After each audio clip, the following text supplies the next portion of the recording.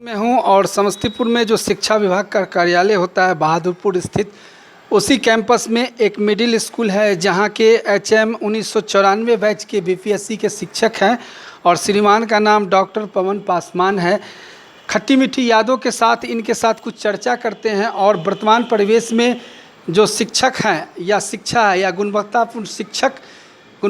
शिक्षा पे डिबेट चलता है, बातचीत चलता है। इस पूरे कर्म को शिक्षक दिवस जो आगामी 5 सितंबर को होने जा रहा है और प्रतिवर्ष के भांति इस वर्ष भी होने जा रहा है, उपराष्ट्रपति सर्वपल्ली राधाकृष्णन के याद में उनकी जयंती पे ये पूरे भारतवर्ष में मनाया जाता है। और इसमें शिक्षकों के जन्मदिन के अवसर पे खास करके शिक्षकों की जो उपलब्धियां हैं और समाज में एक शिक्षक अपनी क्या भूमिका रखते हैं, इन्हीं सब विषयों को शिक्षक दिवस के दिन उनके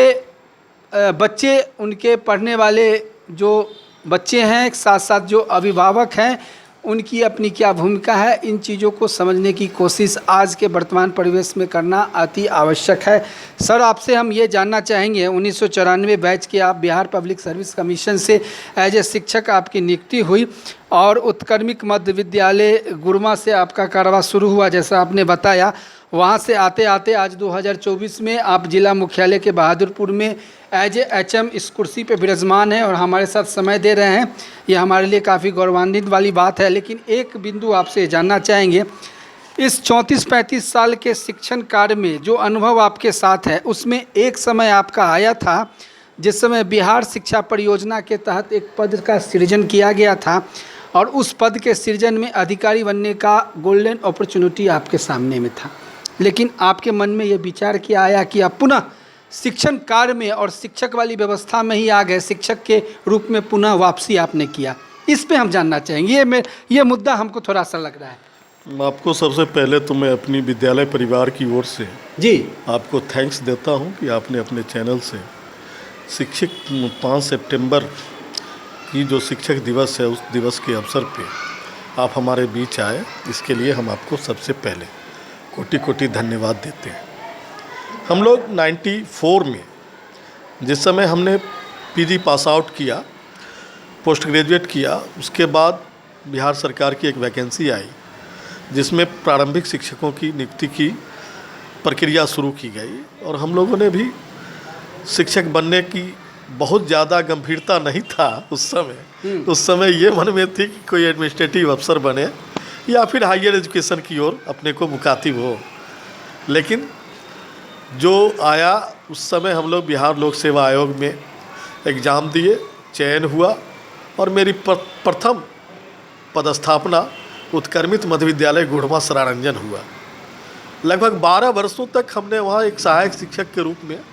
कार्य किया। कार्य करने के बाद भारत सरकार की एक प्रोजेक्ट पूरे देश में शुरुआत की गई, जिसका नाम था सर्व शिक्षा अभियान। अपने ज़िले के अंदर समस्तीपुर में भी सर्व शिक्षा अभियान की शुरुआत हुई और उस समय कोई मैन पावर इसके लिए प्रोजेक्ट के लिए सबसे पहला जो ज़िले के अंदर काम था वो था 10 वर्षीय योजना, 5 वर्षीय योजना और 1 वर्षीय योजना का प्लान तय करना, जो बहुत ही डिफ़िकल्ट टास्क था। पूरे ज़िले के हैबिटेशन, पूरे ज़िले के छात्रों का एनरोल,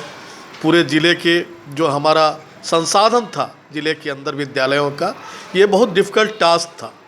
लेकिन शिक्षकों ने, जो हमारे 94 बैच के ही शिक्षक थे, हम लोग 4-5 शिक्षक मिलके जिलाधिकारी और तात्कालीन जो जिस समय हमारे जिला शिक्षा अधीक्षक हुआ करते थे, जिला शिक्षा पदाधिकारी हुआ करते थे, तो प्रतिनियुक्ति पे हम लोगों ने काम करना यहाँ शुरू किया। 2001-2 से इस ज़िले के अंदर एक वातावरण तैयार किया गया पूरे ज़िले के अंदर, कम्युनिटी मोबिलाइज करके कि हम क्या चाहते हैं, बच्चों को क्यों स्कूल तक पहुंच आवश्यक है, कहाँ कहाँ हमारे बैरियर्स हैं जो बच्चे ड्रॉप आउट हो जाते हैं। ये हमारे लिए बहुत ही दुर्लभ टास्क था कि ड्रॉप आउट बच्चों को रोक नहीं पा रही थी। जो शैक्षिक व्यवस्था था, माइक्रो प्लान लेवल पे एक कार्य योजना तैयार की गई और उसी के अनुरूप ज़िले के अंदर जहाँ जहाँ जिन संसाधनों की आवश्यकता हुई सरकार के द्वारा वो मुहैया कराया गया। आपने देखा होगा कि हर हैबिटेशन में नवसृजित विद्यालयों की स्थापना की गई। तो वैसे बैरियर्स जहाँ थे, जहाँ से बच्चे स्कूल नहीं आ पाते थे, तो उनके टोले मोहल्ले में स्कूल की स्थापना की गई, शिक्षकों की पदस्थापना की गई और तब जाके एक माहौल बना पूरे राज्य में एक शैक्षिक गतिविधि की परिवर्तन और क्वालिटी एजुकेशन के सवाल पे। उसी बीच 2006-07 में एक बिहार शिक्षा परियोजना से वैकेंसी निकली, अपर जिला कार्यक्रम समन्वयक, अपर कार्यक्रम पदाधिकारी, अपर साधन सेवी, इन तमाम लोगों के विभिन्न कैटेगरी का जो अनुभव के साथ एलिजिबल रखते थे योग्यता, वो इसके लिए भर सकते थे। हम लोगों ने भी इसके लिए फॉर्म फिलअप किया और संजोग था कि अपर जिला कार्यक्रम समन्वयक के रूप में मेरा चयन हुआ और लियन पे सरकार एक अलग से हम लोगों के लिए जो बेसिक सैलरी था उससे 6-7 हज़ार रुपया अलग करके TA-DA करके कहा कि हम आपको देंगे, आप इस लक्ष्य को पूरा करने में अपनी भूमिका, अपने अनुभवों का भूमिका निभाइए। लगभग 3.5 वर्षों तक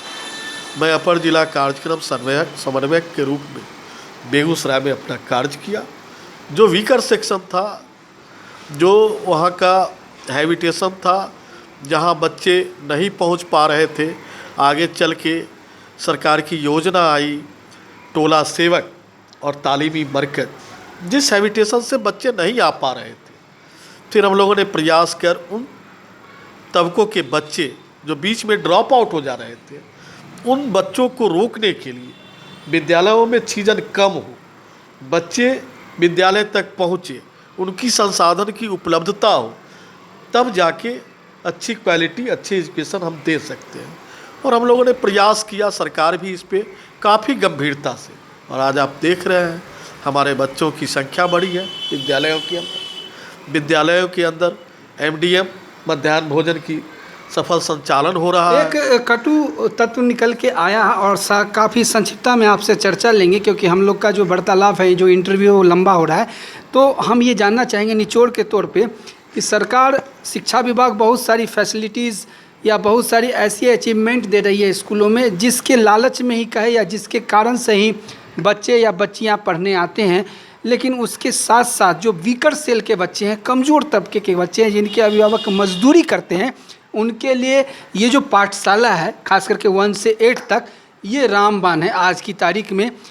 योजनाएं के लालच में ही क्यों न हो, लेकिन बच्चे स्कूल तो आ रहे हैं, कुछ तो ज्ञान अर्जित कर रहे हैं। शिक्षकों से जो गुणवत्ता वाली बात है, धर्म, नीति, शास्त्र, राजनीतिक, सामाजिक, सारी बातों को वो अपने मस्तिष्क में ले रहे हैं, लेकिन साथ में शासन, खास करके शिक्षा विभाग को शिक्षकों के प्रति ऐसा क्या कुछ करना चाहिए या ऐसा कुछ क्या नियमों में बदलाव करना चाहिए जिसमें जो नए शिक्षक है या पुराने शिक्षक है उसको ज़्यादा से ज़्यादा एनर्जी मिले और पठन पाठन में उनकी अभिरुचियाँ और अधिक तौर पे जग जाए, और बच्चों को भी रुचियाँ अधिक तौर पे जग जाए कि वो विद्यालय में प्रतिदिन आना शुरू कर दे। ये निचोड़ है। आपसे हम ये जानना चाहेंगे शिक्षक दिवस के अवसर पे कि क्या परिवर्तन होना चाहिए, कुछ क्रांतिकारी परिवर्तन की आपके माध्यम से मैसेज, संदेश। मैं ये कहना चाहूँगा सरकार से भी, और जो हमारे शिक्षा विभाग के नए बड़ी अधिकारी हैं, अपर सचिव हैं एस सिद्धार्थ जी, बहुत ही ईमानदार जी और बहुत अच्छे काम कर रहे हैं जी, जिसका परिलक्षण आपको विद्यालयों में देखने का हुआ है। जो सरकार की टास्क था कि विद्यालय नियमित खुले और विद्यालय का संचालन समय से हो, वो टारगेट हम लोगों ने पूरा किया है ईमानदारी के साथ। सबसे बड़ी विडंबना ये देखने को मिल रही है कि अब शिक्षक की कैटेगरी बहुत चेंज हो रहे हैं। अब विभिन्न तरह के शिक्षक तो शिक्षक, सभी शिक्षक के अंदर डिस्क्रिमिनेशन नहीं होनी चाहिए, पहली बात। दूसरी बात कि अभी जो संघर्ष कर रहे हैं शिक्षा विभाग, जो हमारे पुराने शिक्षक हैं जो 2003, 2005, 2006 में नियमित हुए, हमने उनको अच्छा प्रशिक्षण दिया, अच्छी क्वालिटी उनके अंदर आई है और वो काम भी कर रहे हैं। ये हम नहीं कह रहे हैं, खुद सरकार कह रही है, हमारी विभाग कह रही है कि बच्चों का छीजन कम हुआ है, ड्रॉप आउट कम हुआ है, तो फिर उनको एकरूपता आनी चाहिए, उनकी वेतन की एकरूपता हो, उनकी सम्मान की एकरूपता हो। ये शिक्षकों में। और 2-3 सवाल हैं, जो सवाल उनके सेवा निरंतरता का है, उनके सवाल है ग्रेच्युटी और पेंशन का, उनका सवाल है कि जो 2004 के बाद NPS आया, जहाँ पेंशन बुढ़ापे का सहारा होता था वो ख़त्म हो गया। ओपीएस अब एनपीएस में एक फिक्स्ड पेंशन है जहाँ से अपने जीवन उपार्जन नहीं कर सकते हैं 60 साल सेवा करने के बाद। तो इन पे सोचने की ज़रूरत है कि ओपीएस लागू हो, उनके भी बुढ़ापे की संरक्षा मिले, उनकी सेवा की निरंतरता मिले, उनको प्रमोशन मिले, उन्हें भी ग्रेच्युटी और अर्ली लीव की लाभ मिले, उनको भी ट्रांसपोर्ट अलाउंस मिले। तो हम डिमांड के साथ साथ इस शिक्षक दिवस के अवसर पर माननीय हमारे जो मुख्यमंत्री हैं या फिर जो हमारे विभाग के लोग हैं, हम अपेक्षा करेंगे कि ज़रूर इस पर सरकार की ओर से पहल की जाएगी और आने वाला जो हमारा समय होगा वो एक स्वर्णिम समय होगा बिहार के लिए, बिहार को बदलने के लिए, बिहार की शैक्षिक व्यवस्था को बदलने के लिए। यही हम कहना चाहेंगे और यही हमारी उम्मीद है। धन्यवाद।